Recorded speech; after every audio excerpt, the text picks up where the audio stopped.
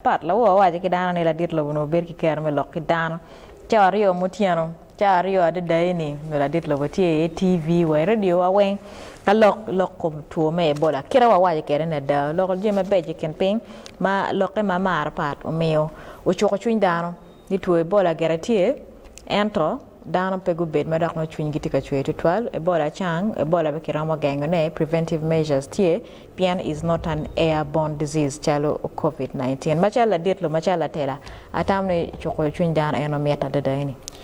Emma mi gamo Lok Pa dir lo bo atamani ngat matikan en one road TV ramo gamo paper ma megwane our sister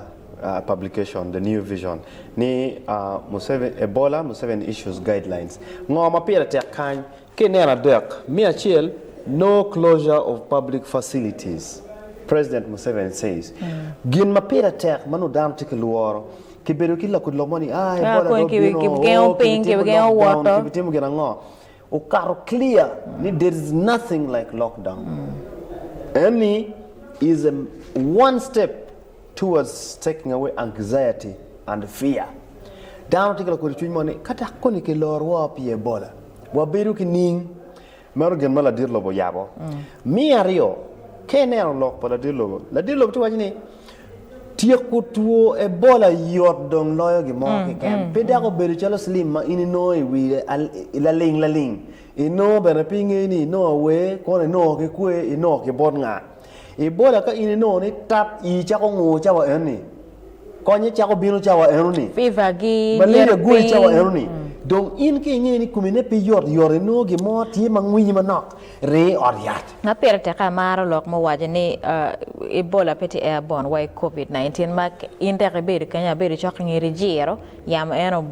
portung bor kanya ramo no ne waje kamaleng ni lok meti wajane ni iti lok ne in consultation with the medical experts dan ma daw ma go be kenyum ne general Cheng Minister of Health Permanent Secretary Minister of Health Megu Dana Doctor Atwine Wengiti Kenyu Prime Minister Wengi give me something to note ningi those powerful people when pull bedak na mon bapat something good to note but the most important thing get watching lok meti watching ne medical experts ay go guidelines ni Ebola ka in pe guru ka bere ma yom soft parts meron way umi dogi iri iguru ka bere mo ne pe good je me kumi luwaktin yo temo ger gur ka bere mena manak waxi pe good jimi me kuma ci Ebola pera wanongi enero tuo Ebola atawni polkar ni kaw bin loka tuo wache ni nyiri no ge bana logo to a bigger extent like a professional doctor PM no ke mire very good guidance in terms of kitomiro o me ko speak ma mege ma enero o me lokum guidelines ngoma miro down team lokum rules mo wajone Gwoke is about health. Gwoke is when you tam ke when you lock. Gen ma president wajani one por ramo met ne maduong. Ngarma ramo kwano more details into the new vision. Ento ngoma ana kwanyo. Polkare amar lok me lemo peny ema. Ni revenue ma wano in terms of tourism diet. La did lobo karo in one of the most consistent statement we're making. O wajani tell the tourists not to be scared of Ebola because if it was a very contagious disease, I would have come out fast to tell the world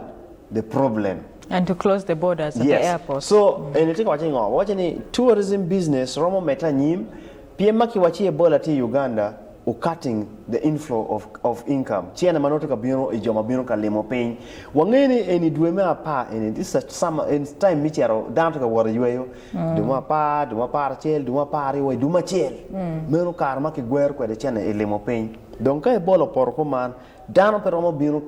ka nena lobo mo ne manoto woti ye. Pia ka kona to ka kuno ko. So I think this is a good leeway for us moving forward. Ma Lok Pa la dit lobo wengti i newspaper wa New Vision a page jak angwen page na angwen